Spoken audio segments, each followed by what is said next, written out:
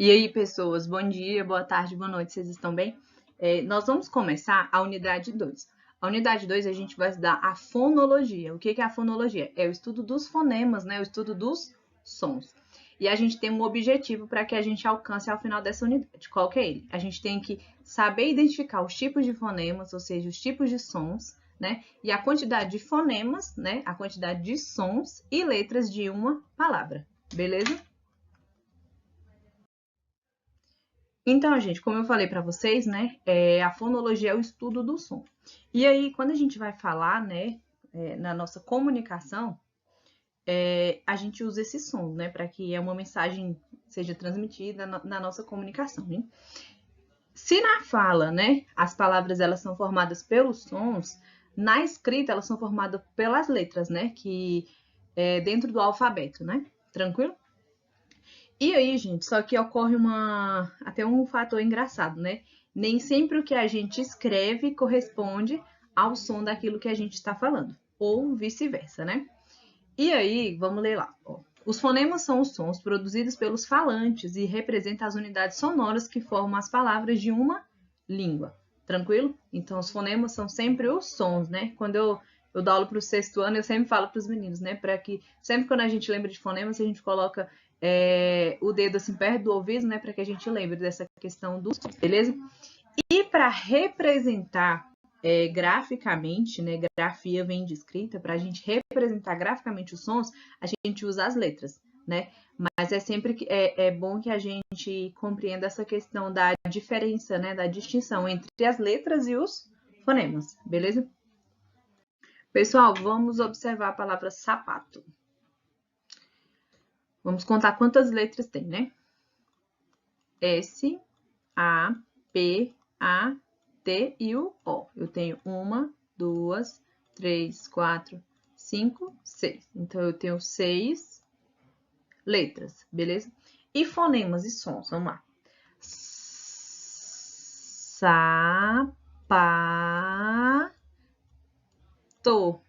Então, eu tenho 6 sons também, beleza? Então, o número de letras da palavra sapato é igual ao número de fonemas, ou seja, o mesmo número de letras é o de sons, beleza? Vamos observar a palavra hebreu. Gente, normalmente as palavras que... Normalmente, né? Eu não falei sempre. Normalmente as palavras que começam com H, elas vão ter esse H mudo, né? Não vai existir esse som, beleza? Só quando a gente usa lá o LH, né? Que ele apresenta, né? Esse outro som. Mas é outra coisa que a gente vai aprender mais na frente, são chamados de dígrafos. Mas normalmente o H ele não vai ter som, ele não vai representar e nem vai dar diferença nenhuma na palavra, beleza? Normalmente nas palavras que começam com H, beleza? E aí, vamos lá. Gente, então igual eu falei pra vocês, né, da questão do H. Vamos lá. Hebreu, vamos contar quantas letrinhas tem.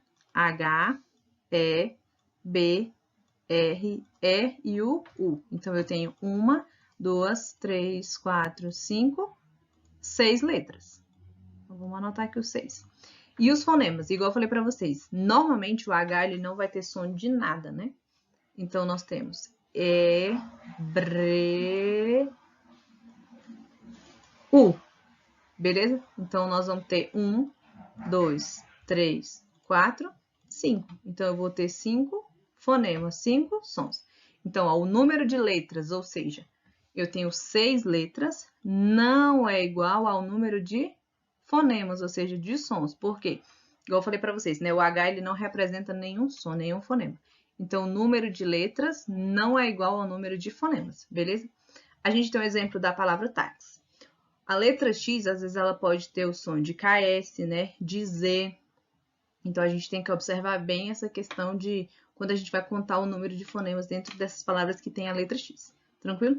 Por exemplo, a palavra táxi. Vamos contar as letras. 1, 2, 3 e 4. Tenho 4 letrinhas. E os fonemas? Tá, que, si. Então, vocês percebem que o X, nesse caso, vai representar 2 sons. O som do K e do S. Então, eu vou ter 1, 2, 3, 4, 5. Então, o número de letras, né, são 4 letrinhas, não corresponde ao número de fonemas. Ou seja, eu tenho 4 letras e eu vou ter um som a mais, porque nesse caso aqui o X vai ter som do K e do S, beleza? Igual eu falei para vocês, né, na questão da fonologia. A fonética é o estudo da produção, né, ou seja, da percepção dos sons, né, de falas isolados. E aí o fonema é uma unidade de sons, né? Então sempre quando a gente vai falar de fonema, nós vamos lembrar dos sons. E se existe o fonema, né, que tem o som, a letra é a representação, ou seja, a grafia desses sons, beleza? E a fonologia é a parte da gramática que vai estudar os fonemas e a sua articulação nas palavras da língua. Existem 4 classificações de fonemas. Nós temos os fonemas sonoros, né? Que são os sons que fazem vibrar as pregas vocais, que são essa parte aqui. Fonemas surdos, sons que não vão fazer vibrar essas pregas vocais, ou seja, a gente não vai sentir nenhuma vibração aqui na garganta quando a gente estiver falando sobre isso. Temos os fonemas orais, que os sons vão sair aqui pela boca. E tem os fonemas nasais. Nasais lembra nariz. Então, o som vai sair pela boca e pelo nariz. Tranquilo? E aí, nós temos alguns tipos de fonemas. Deixa eu mudar a cor aqui. Eles podem ser classificados em vogais, em semivogais e em consoantes. As vogais são aquelas letrinhas que o som vai sair livremente pela boca, né? Nós temos 5 vogaizinhas. Nós temos o A, o E, o I, o O e o U, beleza? E as vogais, elas são sempre consideradas como a base da língua portuguesa, né? A base das sílabas da língua portuguesa. As semivogais, né, são os fonemas I, vamos grifar aqui, o I e o U, quando são pronunciados ao lado de outras vogais e em uma mesma sílaba. Por exemplo, quando eu falo assim, náusea, roupa, arroio, então vocês percebem que eles estão presentes aqui, ó, náusea, mas a letrinha, né, a vogal que mais se destaca é o A, não é o U. Então, por que a gente chama de semivogal? Porque ela está ali ao lado de uma vogal, mas quem está se destacando é a vogal e não o I ou U, né? Normalmente o I e o U perto do A, do E e do O, ele não se destaca tanto, beleza?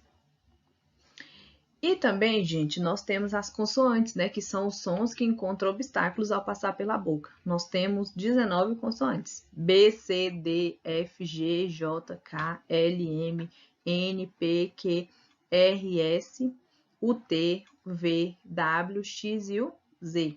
O H é diacrítica, né? Que a gente fala, né? Ele não é considerado uma consoante porque ele não representa sozinho nenhum som, né? Então, ele não é tão considerado como uma consoante, beleza? Gente, e existem 2 encontros, né? Tem os encontros consonantais e os encontros vocálicos. Os encontros consonantais é quando eu tenho 2 consoantes juntas. E existe também os encontros vocálicos, que é quando eu tenho 2 vogais juntas.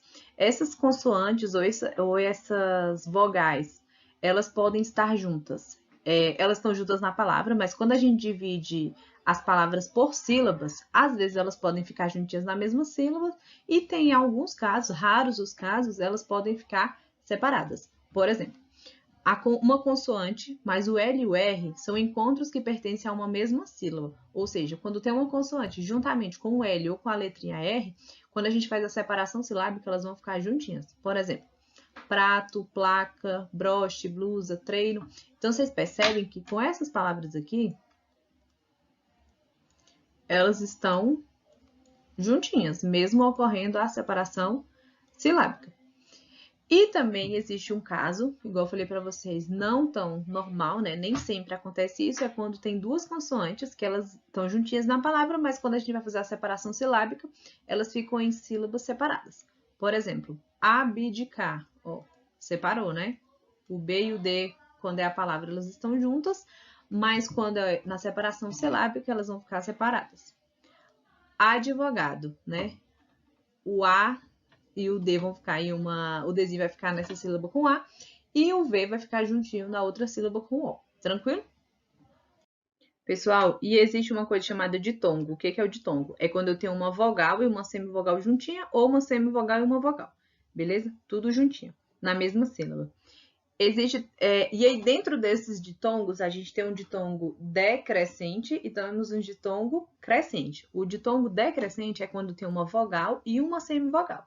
Beleza? Por exemplo, moita. A gente percebe que o O, ele tem um som mais forte do que o I, ó. Moita. Né? O I, ele não aparece tanto. Então, eu tenho uma vogal e uma semivogal, né? Nessa sequência. E o que é o ditongo crescente? É quando eu tenho uma semivogal, ou seja, um sonzinho mais fraco, e uma vogal. Por exemplo, pátria. Ó, pátria. A gente percebe que o I, o som dele é mais fraco do que o A, porque tá subindo. Beleza? E os ditongos, eles podem ser orais, né? Ou seja, o som sai só pela boca, ou nasal, que o som sai pela boca e pelo nariz.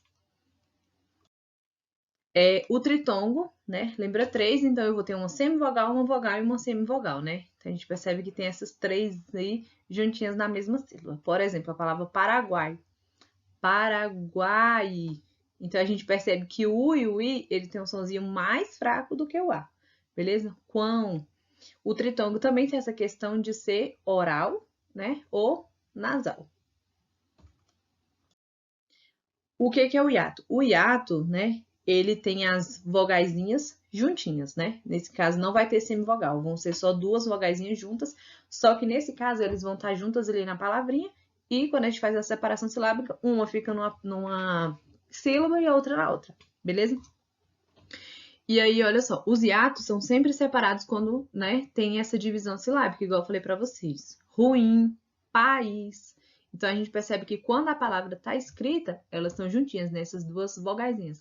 Mas quando a gente separa, né, tem essa questão do hiato, beleza? E o que é uma sílaba, né? A sílaba é o fonema ou conjunto de fonemas pronunciados em uma única emissão de voz. E aí, nessa questão da gente saber de sílabas, existe uma divisão.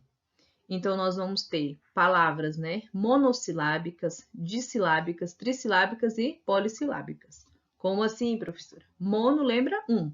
Então, é uma palavra que eu só vou ter uma sílaba, né? Mesmo se a gente tente separar essa palavra, a gente não consegue por ela ser monossilábica, ou seja, só um. Por exemplo, gol, eu não consigo separar. Mês, réu, beleza? Dissílaba, de lembra dois. Então, são palavras que são formadas por duas sílabas. Tempo, salão, povo. Então, a gente consegue fazer essa divisão. Trissílabos, né?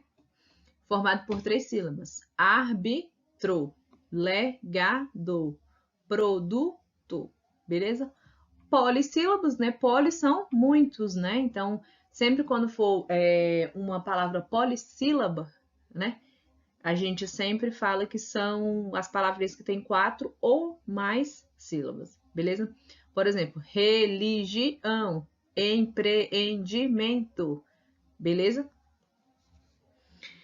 E aí, gente, quando a gente volta lá na questão dos monossílabos, né? Eles podem ser tônicos, quando são pronunciados com mais intensidade, ou seja, do, chá, luz, ou os átonos, né? Quando eles têm menos intensidade ao pronunciá-los. Por exemplo, sem, o meu, nós, né? Beleza? E dentro, né, das sílabas, também tem uma questão chamada sílaba tônica. O que é uma sílaba tônica? É a sílaba mais forte em uma palavra. Toda palavra, quando a gente vai pronunciá-la, ela sempre tem essa questão de ter a sílaba mais forte, beleza? E aí, dentro dessas sílabas tônicas, nós temos outra divisão, né? Ou seja, de acordo com o posicionamento, né, o local onde a sílaba tônica está na palavra, ela vai ser chamada por um nome, que pode ser oxítono, paroxítono ou proparoxítono, beleza? Oxítono é quando a sílaba mais forte é a última. E aí, gente, a gente sempre vai contar de trás para frente, beleza? Então, a última, a gente conta de lá, né? Por exemplo, será. A gente vai contar aqui, ó. Será. Então, eu vou contar aqui, ó. 1, 2. Se o número 1, se a sílaba 1 for a mais forte, nós vamos chamar essa palavra de oxítono, né? Você, né? Olha aqui. A última é a sílaba tônica. Então, essa é uma palavra oxítona. Vapor, anzol, atum, carijó, né? Algumas palavrinhas, como elas às vezes já estão acentuadas, a gente já sabe identificar qual que é a sílaba tônica, né? O acento, ele sempre vai nos mostrar qual é a sílaba tônica, tá? Acento que eu falo é aquele agudo, que é esse daqui, gente. Ou acento circunflexo, que é aquele chapéuzinho que a gente fala que é do vovô, né? E aí, gente, lembrando que o tio, mais pra frente a gente vai entender, o tio ele não é acento, ele vai nasalizar a palavra, tá? Ou seja, a palavra o som vai sair pela boca e pelo nariz. Tranquilo? Paroxítonas, né? Quando a penúltima sílaba é a mais forte. Por exemplo, difícil. Quando a gente vai... Eu sempre brinco com os meus pequenininhos, né? Os meus alunos menores, que quando a gente vai descobrir uma sílaba tônica, a gente tem que chamar essa palavra, tá? Por exemplo, difícil. Aqui, ó. A penúltima, né? 1, 2 e 3. Hífen, ó. A penúltima. Carinho, penúltima. Agasalho. Vamos falar, essa professora tá doida, chamando palavras, né? E aí, pessoas, vamos na proparoxítona, ou seja, quando a sílaba tônica mais forte é a antepenúltima. Então, a gente vai contar última, penúltima e antepenúltima. Olha só. Última, ó, 1, 2, 3. Antepenúltima. Pântano, ó, 1, 2, 3. Límpido. 1, 2, 3. Mágico. 1, 2, 3. Escândalo. 1, 2 e o 3. Beleza? Igual eu falei para vocês, nessa observação que tem no slide, nem sempre a sílaba tônica é acentuada graficamente, beleza? Mais para frente, alguns conteúdos para frente, a gente vai aprender essa questão das regras de acentuação, beleza? Não é difícil, gente, igual eu brinco muito com os meus alunos também, os outros alunos, que português não é difícil, né? É questão de estudar. Como eu gosto muito de estudar português, então eu acho bem fácil. Ortografia. Ortografia, né? Para que serve essa ortografia, né? É a escrita correta. É claro que a gente não pode dizer assim, fulano fala corretamente. A fala não, né? Porque existe muito essa questão da variação linguística, né? A variedade que a língua tem. Uma pessoa pode falar de um jeito, a outra pessoa fala de outro. Mas a questão da ortografia, a gente pode dizer que existe uma ortografia, né? Uma escrita correta e uma escrita que não seja correta, beleza? E aí, gente, e também a gente vai usar o alfabeto, né? O alfabeto da língua portuguesa consta fundamentalmente das seguintes letras: A, B, C, D, E, F, G, H, I, J, K, L, M, N, O, P, Q, R, S, T, U, V, X, W, X, Y e Z. Lembrando que, antigamente, antes de 2009, não existia o novo acordo ortográfico, né? O novo acordo ortográfico, ele entrou em vigor em 2009 aqui para a língua portuguesa. E aí, antes de 2009, o K, o W e o Y, ele não era considerado, né, letras do nosso alfabeto, né? Do alfabeto da língua portuguesa. A gente usava muito, mas ele não era considerado. Mas a partir de 2009, com esse novo acordo ortográfico, né, da língua portuguesa, que é um acordo que tenta unificar melhor a língua, né? Essa questão também das regras, né? A gente tenta unificar bastante as regras. É claro que a gente nunca vai ter uma língua unificada, né? Sempre, por exemplo, aqui no Brasil pode falar o português de Portugal, mas sempre tem uma coisa ou outra que vai ser sempre diferente, né? Até porque a gente já pegou uma certa mania, né? Os nossos sotaques, também a questão das variações da língua, então a gente não vai ter uma língua unificada, a gente vai ter sempre uma língua próxima, né? Mais unificada, tipo, igualzinha, não vai existir. E aí, voltando à questão do K, do W e do Y, depois do novo acordo ortográfico que se iniciou em 2009, a gente foi colocado, né, o K, o W e o Y no nosso alfabeto da língua portuguesa. Então, ao invés de ter só 23 letras, a gente passou a ter 26, beleza? Igual, olha só, as letras K, W e Y hoje, né, só se empregam em 2 casos: na transcrição de nomes próprios estrangeiros e de seus derivados portugueses. Por exemplo, Frankliniano, né? Wagner, Wagneriano, Byron, Byroniano. Nas abreviaturas e nos símbolos de uso internacional. O K é potássio, o W é watt, né? Aquela questão da energia, né? IB, itébio, kg, né? Que é quilograma e por aí vai. km, quilômetro, beleza? O que são notações léxicas? Ó, além das letras do alfabeto, servimos-nos na língua escrita de certo número de sinais auxiliares, destinados a indicar a pronúncia exata da palavra. Estes sinais acessórios da escrita chamamos notações léxicas, que são... Pessoal, e também nós temos essas notações léxicas, né? O acento é uma delas. O acento, a gente tem o acento agudo, né? Que normalmente ele vai deixar as vogais mais abertas. O acento grave a gente vai usar para crase, né? Que é um assunto aí que eu sei que vocês, alguns devem ter muita dificuldade com a questão da crase, nas regras. E também o circunflexo, que vai deixar essas letrinhas mais com som mais fechado. Começando pelo agudo, né? Às vezes, né, eles podem deixar as vogais tônicas, né, ou seja, as vogais mais fortes, fechadas, que é o I e o U. Por exemplo, baú, açúcar, lúgubre. As vogais tônicas abertas e semiabertas, né? O A, o E e o O. Pé, pó, tivesseis, herói, exército, inóspito. O acento grave, né, igual eu falei para vocês, é empregado para indicar a crase, ou seja, é uma junção, né, de uma preposição com um artigo ou com um pronome demonstrativo, coisa que a gente vai aprender daqui a um tempinho. Então, fica o a, né, o as, aquele, aquela. E o acento circunflexo, ele vai usado para indicar as vogais tônicas semi-fechadas, que é o E e o O, e a vogal tônica A seguida de consoante nasal. Mês, DEM, trêmulo, avô, né, pôs, abdômen, câmara, canhamo, hispânico. Então, a gente vê que é um som mais fechado.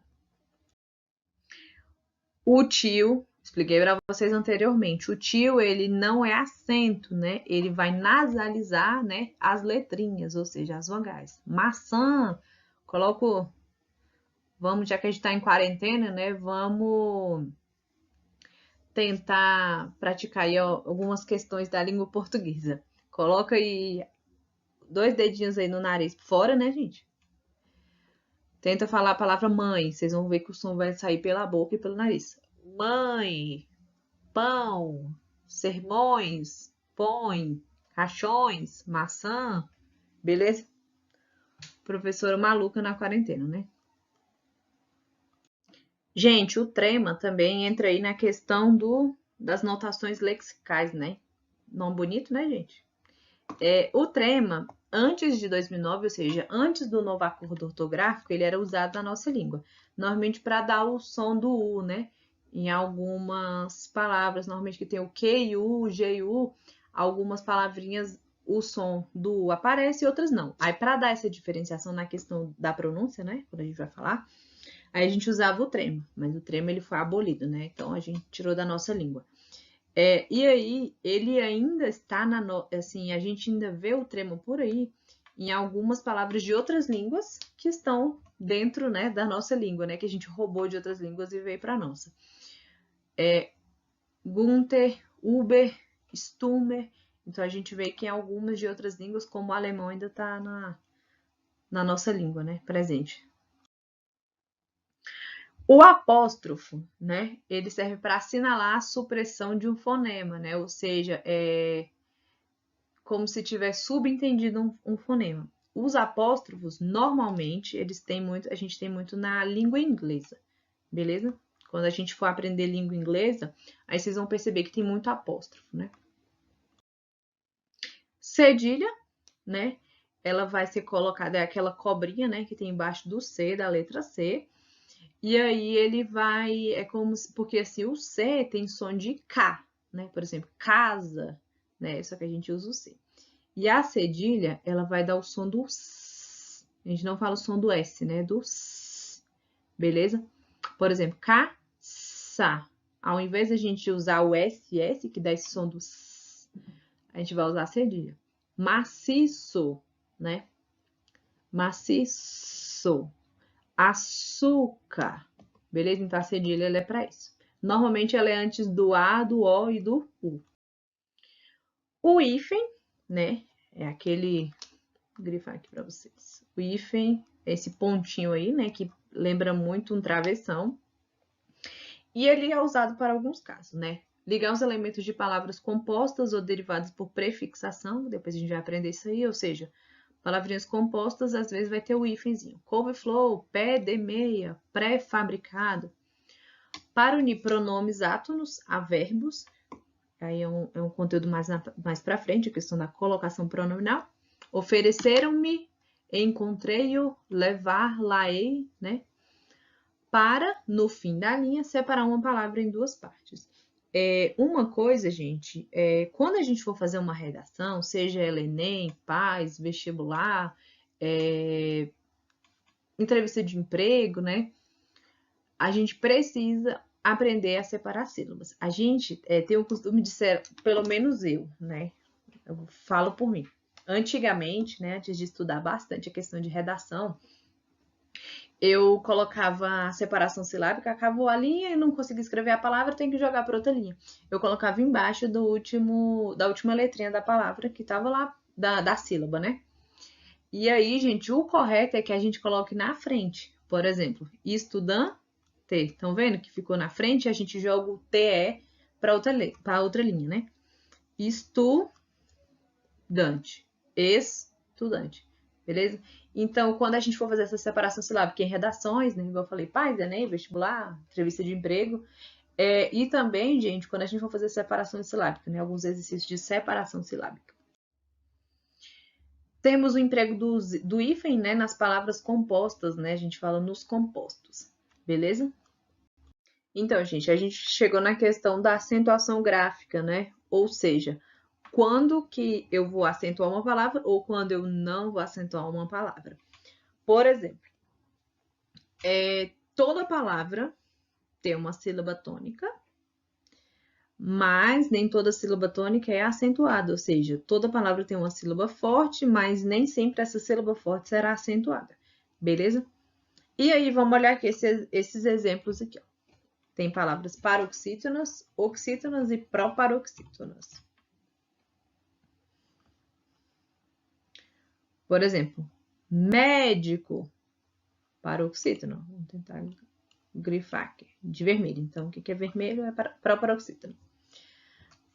Caneta, o ne é o mais forte, então essa palavra é paroxítona. Jacaré, então ela é oxítona, né? A última é mais forte, beleza? Mas vocês percebem que médico está acentuado, caneta não tá e jacaré tá? Vamos tentar entender essas regras. Gente, vamos lá nas regras.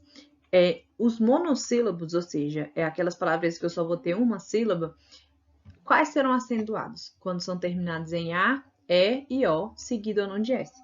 Por exemplo, pá, né? Pás, pé, pés, pó, pós, beleza? As oxítonas, quando que elas serão acentuadas? Quando elas são terminadas em E, A, O, com ou não S, né? E as terminadas em en e ens, né? Por exemplo, parabéns, né? Tem o ens, né? No final, então elas são oxítonas, vão ser acentuadas. As paroxítonas são as mais chatinhas, não contem pra ninguém, por favor. Porque as paroxítonas, elas têm muitas regras e muitas exceções, beleza? É igual eu coloquei para vocês, são as mais numerosas da nossa língua, beleza? Então, a gente tem que conhecer bastante essas regras das paroxítonas, né? Normalmente são as que mais caem nessas provas de concurso, Enem, PAS, beleza? E aí, quais serão acentuadas? As terminadas em I ou IS, em L, N, R, X e PS, a gente lembra muito essa questão do L, N, R, X, a gente lembra de lona roxa, né? Lona roxa. Então, essas terminadas com essas letras, né, a gente acentua. Os ditongos orais, com ou sem S, por exemplo, água, colégios. Nesse caso, pode ser ditongos crescentes ou decrescentes. Terminados em us, e uns. Bônus, anos, álbum, médiums. Terminados em ans, ãos, né? Imã, órfãos, órgão, sótãos. Lembrei, gente, que aí tem um tio, né? Então, não é acento. O acento dele, nesse caso e dessas palavrinhas, está sendo acento agudo, né? Esse tio aí é para nasalização. Muito bem. E também as paroxítonas acentuadas, os hiatos, né?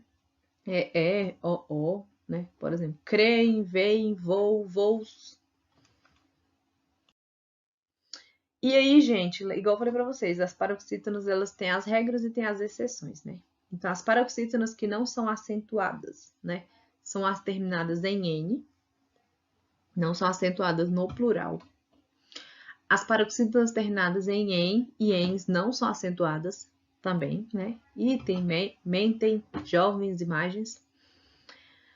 Nas palavras paroxítonas não se acentua os ditongos abertos, né? Por exemplo, ei e o oi, né?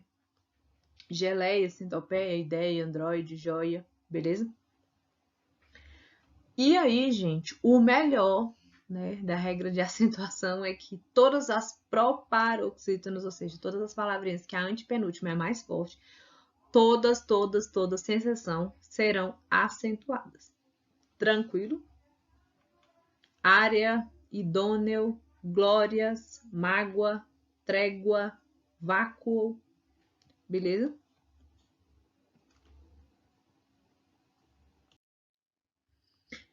E aí, gente, vamos chegar em outra parte aqui. Gente, eu peço para vocês para que a gente tente estudar parte por parte da língua portuguesa. Por exemplo, a gente aprendeu fonemas, é uma parte, então parei, vou estudar daqui 5 minutinhos outra parte da língua portuguesa. Porque senão a gente começa a confundir tudo. Beleza? Então vamos tentar estudar por partes, tá bom? O que é a significação de palavras, né? As palavras elas podem ser sinônimas, antônimas e homônimas. Sinônimas é quando as palavras elas têm uma proximidade de significado, né? Por exemplo, achar e encontrar, perto e próximo, casa, lá, residência. Então a gente consegue perceber que os sinônimos eles têm significação própria.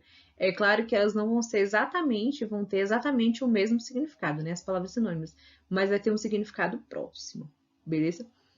Palavras antônimas, né? São as palavras que têm a significação contrária. Feliz, infeliz, né? Ou feliz e triste, bonito e feio, amor e ódio, quente e frio. Então a gente vê que antônimos são opostos, beleza? Homônimos. O que são homônimos? Elas são escritas, né? Ou pronunciadas de modo igual, mas quando a gente vai pensar no sentido, né, na significação dessa palavra, elas são diferentes. Por exemplo, são, pode ser verbo, e pode ser sadio, e pode ser santo. Então, vocês percebem que elas são escritas e faladas, né, pronunciadas da mesma forma. Mas na hora da significação, né, no sentido, elas têm diferenciação, beleza? Vez do verbo ver e também vez, que é substantivo, né? Ah, é a minha vez, beleza? E os homônimos, né? Eles são divididos em homógrafos e homófonos. Homógrafos vem de grafia, então é mesma grafia, mesma escrita, beleza? Tem a mesma grafia, mas pode ter essa diferença pelo timbre da vogal tônica, né? Gelo, substantivo, e gelo, né? Do verbo. Almoço e eu almoço. Então, homógrafos a gente escreve do mesmo jeito. Mas na hora que a gente vai falar, né? A gente fala um pouquinho diferente, beleza? Homófonos. Homófonos eu tenho a mesma pronúncia, né? O mesmo som. Lembra? Fono não é som? Que a gente começou na nossa aula falando sobre isso. Então, eu tenho a mesma pronúncia, mas a grafia é diferente, ou seja, a escrita é diferente, beleza? Então, gente, qual que é a diferença? Homógrafos, mesma grafia, mas o som é diferente, a pronúncia é diferente. Homófonos, mesma pronúncia, né? Mesmo som, mas a grafia, ou seja, a escrita é diferente, beleza? E o que são palavras parônimas, né? Elas vão se assemelhar na forma, né? Às vezes, quando a gente vai falar uma palavra, a gente acha que está falando outra, né? Então, mas elas não têm nada a ver uma coisa com a outra. Por exemplo, descrição e descrição. Ah, eu vou fazer uma descrição da turma, ou seja, eu vou descrever a turma. Mas se eu falar assim, eu vou agir com muita discrição, ou seja, com muita cautela, né? Com muito sigilo. E infligir e infringir, né? Intimorato e intemerato. Então, não tem nada a ver uma coisa com a outra. Lembrando que, gente, o sentido figurado é quando uma palavra ela não apresenta uma ideia, né? Tão normal, né, do que ela já foi exprimida, ou seja, uma ideia diversa, né? Diversificada, do que normalmente ela é expressa. Por exemplo, a Glória e o nome português morreram. A gente acha que o nome português, né? A língua portuguesa morreu, né? Ou o nome de algum português, alguém que é de Portugal morreu. Mas nesse caso a gente usou o sentido figurado, né? Normalmente a gente usa as figuras de linguagem para usar esse sentido figurado. Então, pessoal, eu espero que vocês tenham compreendido, né, essa questão dos nossos... tantas coisas da língua portuguesa que a gente aprendeu hoje, né? E lembrando, gente, que é bom que a gente aprenda, né, que a gente estude de maneira pausada, beleza? Estudou um pouquinho o que é letra e fonema, depois dá um tempinho, estuda o que é sílaba tônica, o que são as palavras oxítonas, paroxítonas, o que são as palavras monossílabas, né, que é a questão da quantificação de sílabas, né? Tenta também lembrar dessa questão dos acentos, o que é um acento grave, o que é um acento agudo, o que é um acento circunflexo, por que a gente usa o tio, beleza? Então, vamos tentar estudar pausadamente, tá bom? Para que a gente não confunda a nossa mente, beleza? Gente, assistam essa aula quantas vocês quiserem, tá bom? Pesquisem, tem muito material bom, tem o material de vocês, tem muito material na internet, beleza? Para que eu sei que um e o outro pode se encaixar com a dúvida de vocês, tá bom? Espero vê-los em breve e até mais.